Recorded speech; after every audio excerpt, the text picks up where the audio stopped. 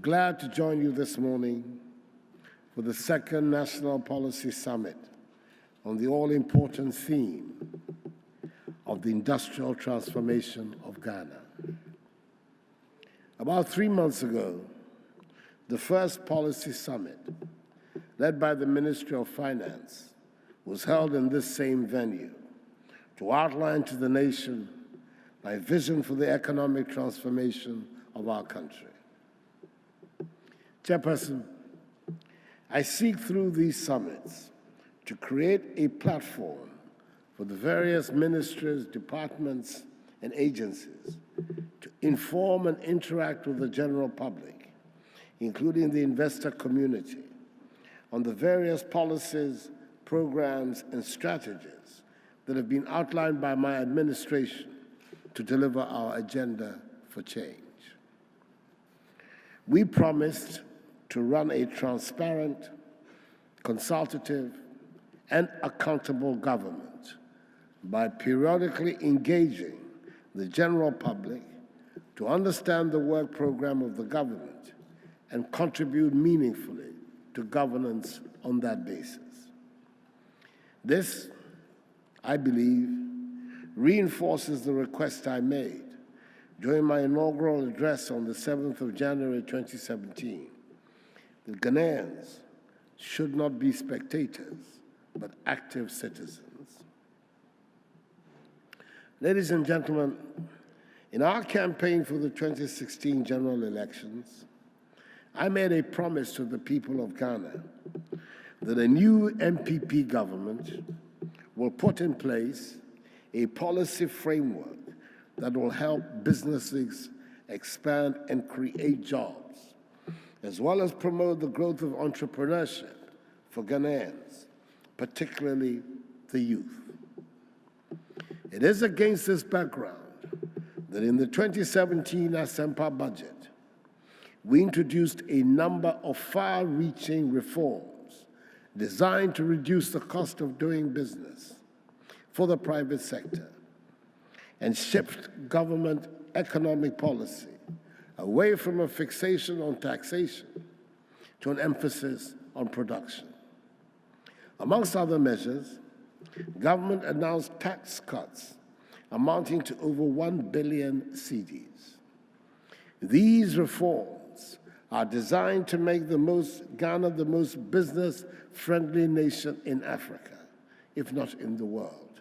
That is our goal.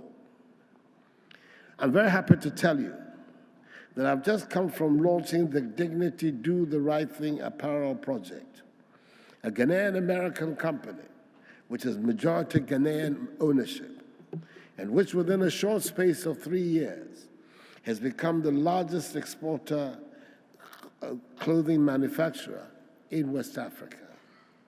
It is poised to export more than $30 million worth of clothing by the end of 2018 to the U.S. market under the AGOA scheme, and is already employing some 1,500 people to be scaled up to 5,000. This is exactly the kind of development the doctor ordered. We recognize that macroeconomic stability is a necessary but not sufficient condition for economic transformation. To this end, the MPP's agenda for economic growth and job creation is underpinned by a program of rapid and aggressive industrialization and value addition, especially in agro-processing and light manufacturing. Regrettably, the industrial sector has suffered one of the most significant setbacks in our history over the past few years. In 2014, for example, industry, which in the year 2008, the last year of the government of the great Ghanaian statesman, His Excellency John Agyekum Kufuor, former President of the Republic, had grown to 15.1%, slumped to 0.8%. In 2015, to minus 0.3%. and further down to minus 1.4% in 2016. In 2015, manufacturing recorded a negative growth of minus 2%, while mining recorded a negative growth of 0.8%.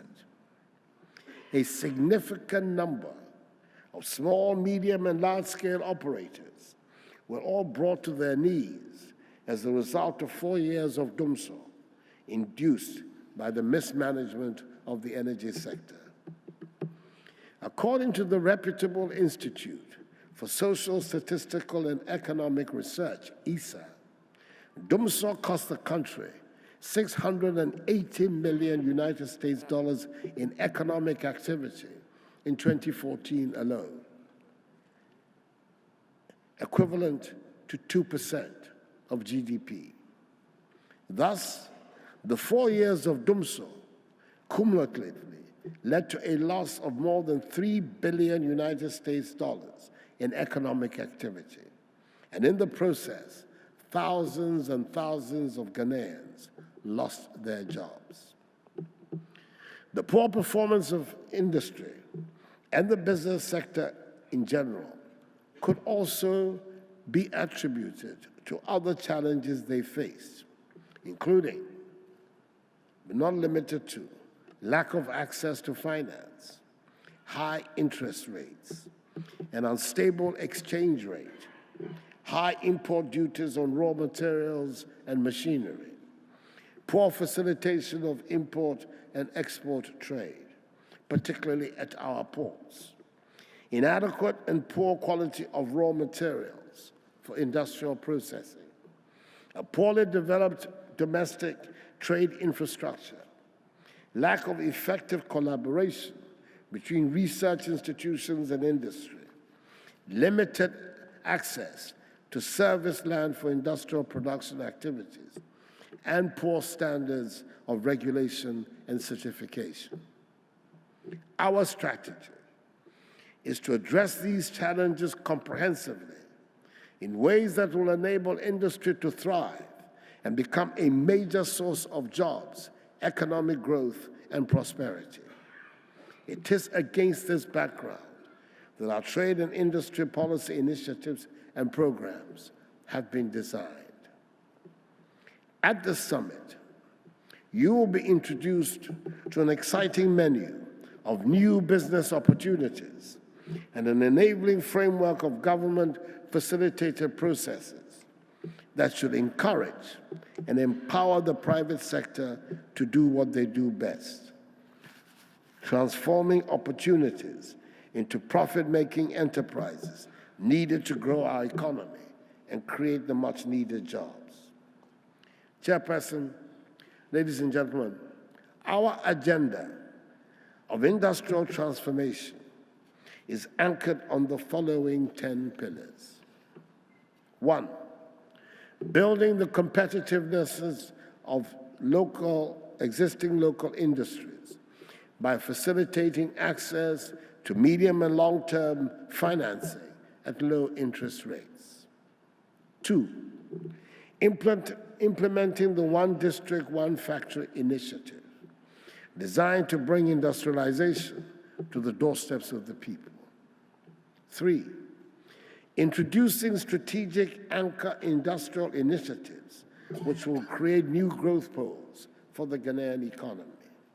4, establishing industrial parks and special economic zones, at least one in each of the 10 regions.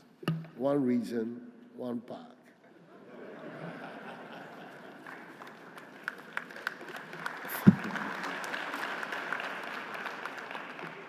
Promoting small and medium-scale enterprise development.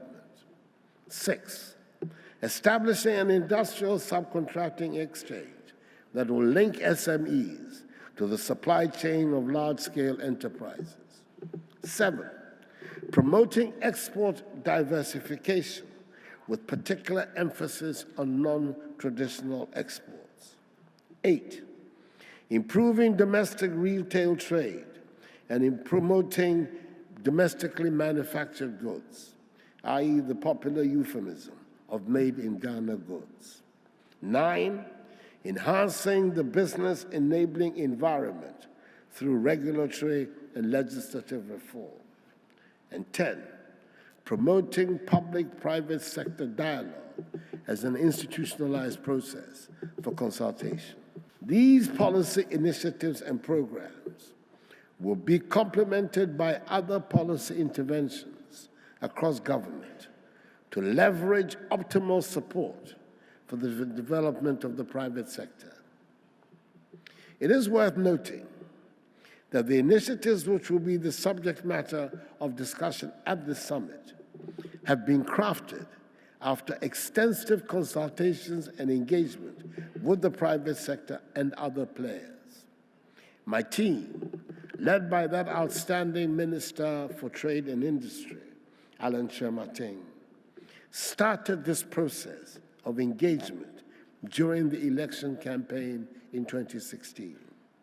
We are now at the critical phase of implementation, which requires the unflinching support of all Ghanaians, particularly the private sector. So, I wish to remind our small and medium-scale business operators, in particular the women and young entrepreneurs gathered here, that this is your summit. Chairperson, ladies and gentlemen, in conclusion, let me assure you of my personal commitment to ensure the success of what I believe will be one of the most significant contributions of my administration to the transformation of our nation. I expect this policy summit, led by the Minister for Trade and Industry and his deputies, to be exciting and full of fruitful and creative insights. It is now my great pleasure to declare formally the second National Policy Summit duly open.